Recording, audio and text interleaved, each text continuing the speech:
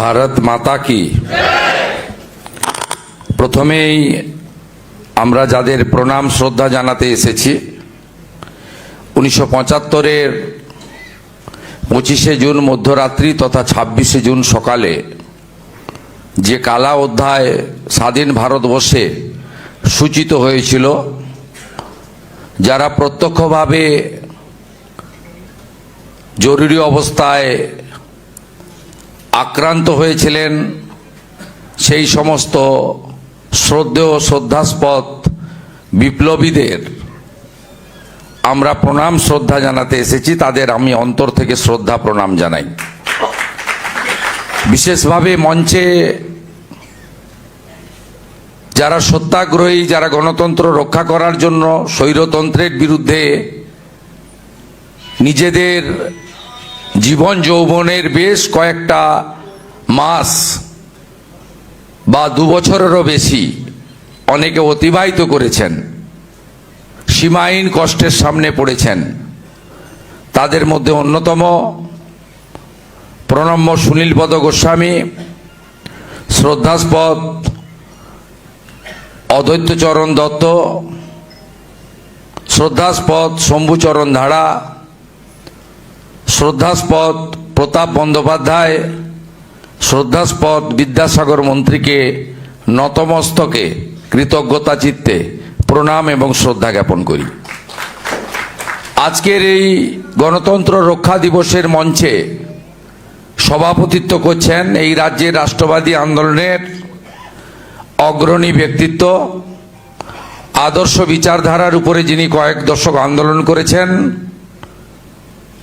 আমার প্রধান পরামর্শদাতা তথা রাজ্য বিজেপির সভাপতি, রাজ্যসভার সাংসদ মাননীয় শ্রমিক ভট্টাচার্য দাদা, তাকে যথাযথ সম্মান জানাই। ভারতীয় জনতা পার্টির সাধারণ সম্পাদক সংগঠন অমিতাভ চক্রবর্তী, ভারতীয় জনতা পার্টির রাজ্যের প্রাক্তন সভাপতি তথা রাজ্যসভার সম্মানীয় সাংসদ রাহুল সিনহা এবং যিনি সঞ্চালনার দায়িত্ব নিয়েছেন প্রাক্তন কেন্দ্রীয় মন্ত্রী, ভারতীয় জনতা পার্টির রাজ্যের সহ সভানেত্রী সম্মানীয়া দেবশ্রী চৌধুরী সহ সমবেত সকলকে, সাংবাদিক বন্ধুদের, আয়োজকদের, স্বেচ্ছাসেবকদের প্রত্যেককে আমি ধন্যবাদ এবং কৃতজ্ঞতা জ্ঞাপন করি। আমরা যাদের কথা শুনতে এসেছিলাম শুনে নিয়েছি। আমরা যারা এই প্রজন্মের সংবিধানকে সামনে রেখে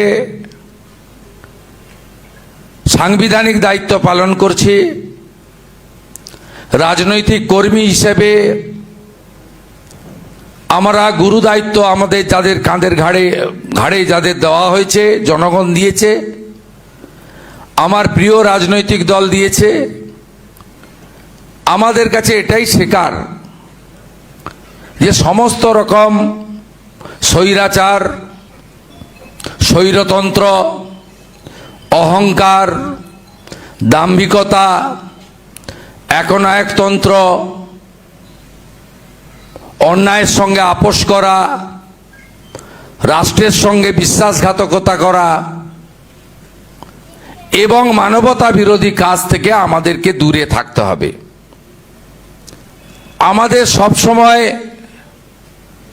আমি নয় আমরা নীতি, নেশন ফার্স্ট মন্ত্রে রাষ্ট্র সর্বোপরি, এই নীতিতে আমাদের চলতে হবে।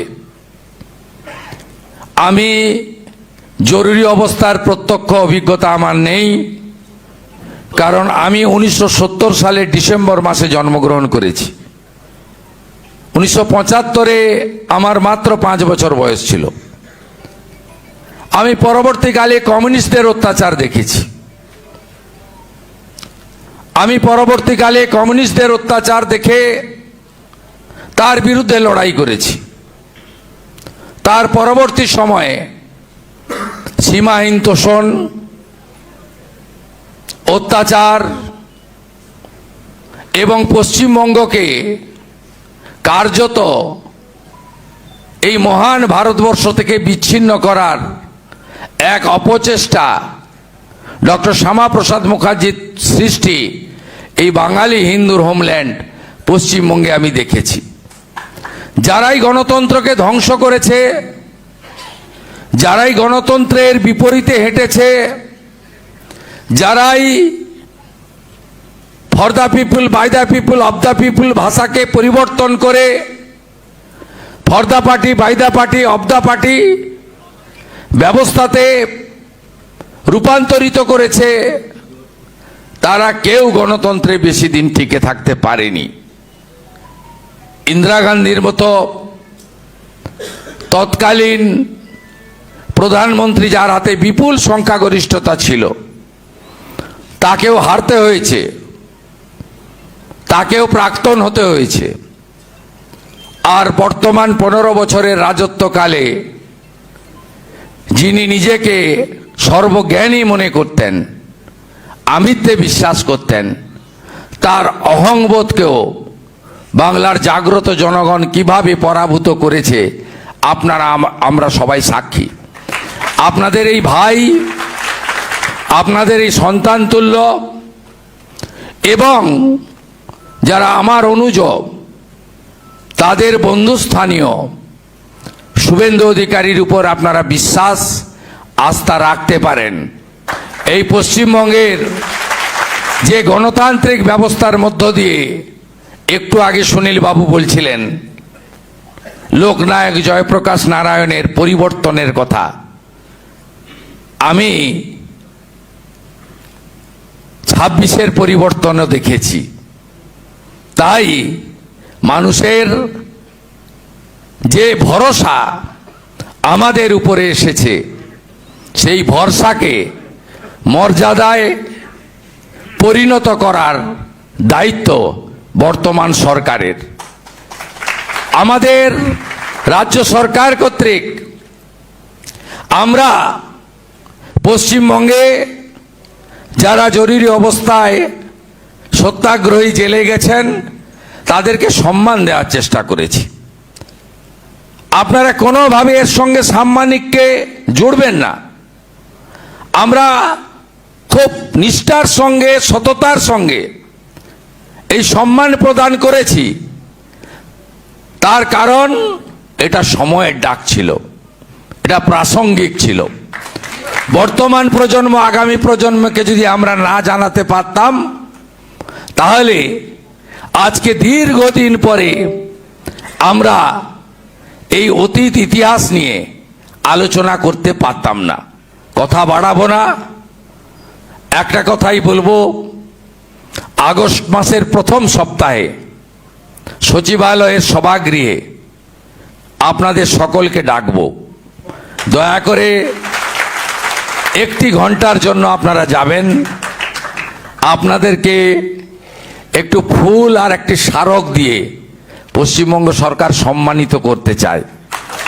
আমরা যে চেয়ারে আজকে বসেছি, এই চেয়ারে গণতন্ত্র রক্ষার মধ্য দিয়ে, গণতন্ত্রের মহোৎসবের মধ্য দিয়ে, সংবিধানকে সামনে রেখে আমাদের পৌঁছে দেওয়ার কাজে আড়ালে, অন্তরালে, নিভৃতে আপনাদের ভূমিকা, আপনাদের মুখ্যমন্ত্রী শুভেন্দু অধিকারী অস্বীকার করতে পারে না। সবাই ভালো থাকুন। আরেকবার প্রণাম।